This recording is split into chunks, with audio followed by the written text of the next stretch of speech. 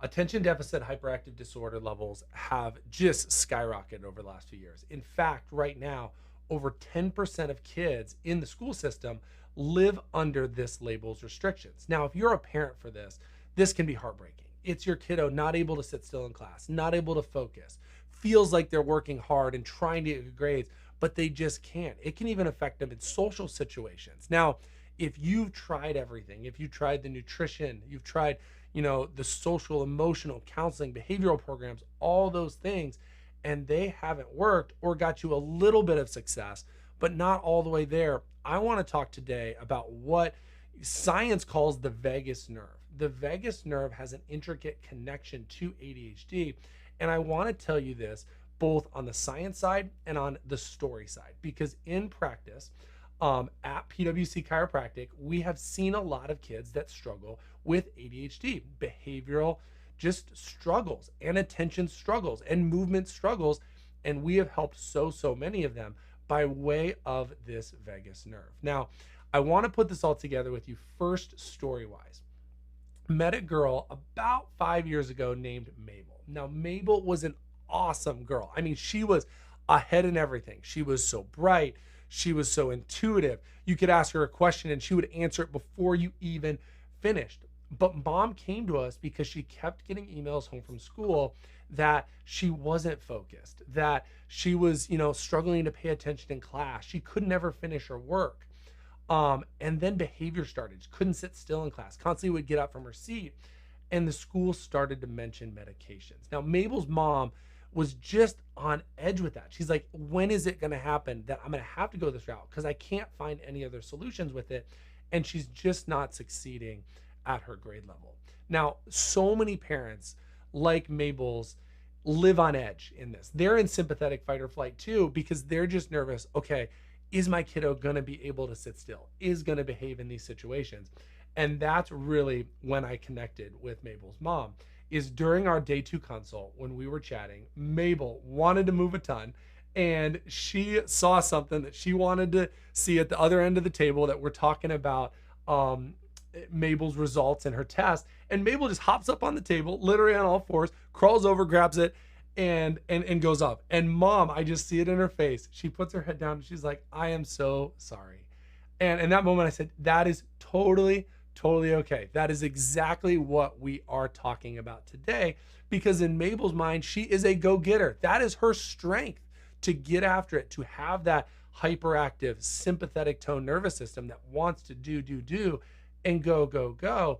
It just doesn't have the brake pedal to scale back. So assured mom say, hey, this is totally okay. It's all right. I got 4 boys at home at 2. They're jumping all over me. We want to work with Mabel to help her know when is the right place to jump on that table, when's not the right time to jump on that table with it. And so when we look at the science side of it, Mabel's mom, when we went over that report, had even heard of the vagus nerve. She just always associated with the gut brain or brain gut connection. She's been researching on Google. She was looking through all these things. And that brain gut connection, she felt was really like, okay, how do I improve her diet? How do I add the supplements in? How do I get her nutrition at the right level to then calm the brain? And she was part of the way there. The interesting thing about the vagus nerve is the vagus nerve is a sensory pathway. In fact, 75% of all sensory fibers within the body go through this vagus nerve system in the upper cervical, upper neck spinal area. Now, that is so important because not only is the vagus nerve a signaling nerve to the gut, it's a receptor from the gut. And if there's a disproportionate influence of a lot of stress coming from the body, the gut, the heart, the lungs, all these autonomic functions, and that's overwhelming the vagus nerve, it's not going to function properly. And the vagus nerve's main jobs to do is to rest, relax, digest, and being able to calm the body. It's called the rest and relax nerve. And so if that nerve is irritated, if that sensory pathway of that 75% of neurology coming up to your brain is just noisy and loud, that's going to be really tough for Mabel to be able to flip that switch off if her body is telling her brain, hey, we got to go 100 miles an hour. We got to jump across that table and grab that pen, grab those markers, grab those things. in the moment with that. And so I don't want to get too sciencey with you today, but I really want to go through three main causes of how that vagus nerve signaling gets disrupted. And this will be important for you parents, because this is how I tie it together with my kids. Is whenever there's a struggle, I want to know the root cause of it. And so I take these and I kind of, look through it through that lens and say, okay, did this happen to me? Did this sequence of events, did this perfect storm of situations happen that leads to the struggle that they're going through now? So when we look at vagus nerve struggles, it's not only, from the diet side of it, from the toxin side of it, from that, the vagus nerve pathways can be influenced by physical stress, emotional stress, as well as environmental nutritional stress. And so a big connection in the vagus nerve is actually from the birth process, specifically birth trauma. What I mean by birth trauma is if there was a vacuum, forceps, longer birth, manually assisted birth, a long time labor, those tend to put a lot of tension in the spine in a little baby in this upper neck region. These tracts in this neurology up here are extremely sensitive, especially at birth. Now, what can happen if there's stress up here, physical especially, is it can cause neurology to change.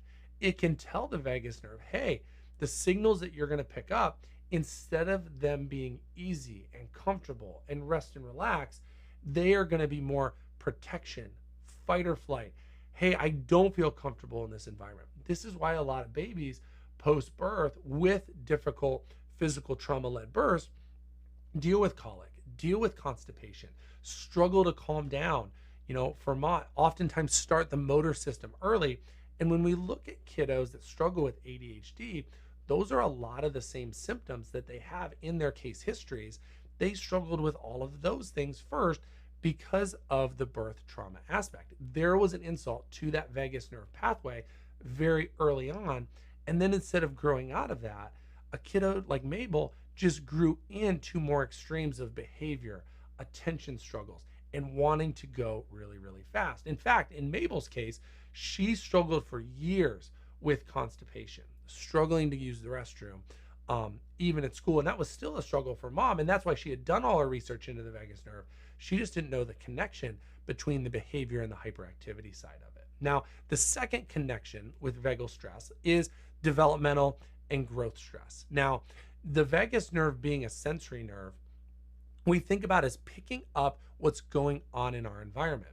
And so when our kiddos struggle with sensory issues at 2 or 3 years old, when they struggle with different types of foods or immune struggles, those are all sensory inputs on the body that go to the brain.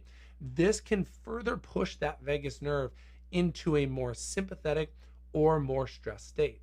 If that's more stressed, it's going to cause the body to want to go fast, and the response is going to be noise in, noise out.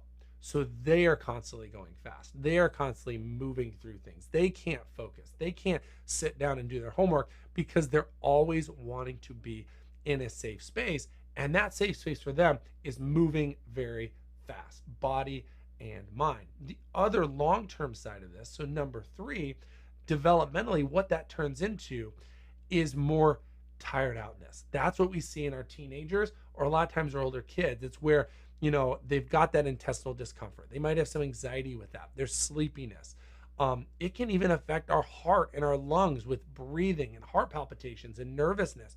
All these things, hallmark struggles with long-term ADHD, because the vagus nerve for so long has gotten stuck in this chronic cycle.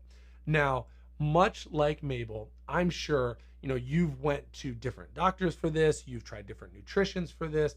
The protocol for kiddos that struggle with ADHD has to be unique, because we know that if that vagus nerve has been stuck for a long time, it's going to take frequency and time to be able to heal that. That's why in our office, we have everything set up to create unique care plans, to uniquely find out the cause of it, the deep root cause of it. And so that's why every time kiddos like Mabel come in, we have moms, dads, doctors that are willing to work with them and really have a consult to find out, okay, history-wise, how do I go back and find out what that root cause is? Then we do what we call neurologically based insight scans. Insight scans are awesome because they show us where the stress is in the nervous system.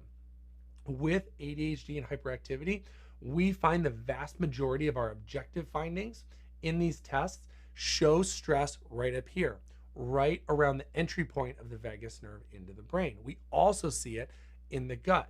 I cannot tell you how many moms like Mabel's have seen these scans and been like, oh my goodness, I knew that's exactly where you would find stress. And honestly, that's why I love doing this video, because we oftentimes will see that history and scan match up exactly. And that means we can get to work. That means it's not that anything you've been doing nutritionally, supplement wise, behavioral counseling is wrong.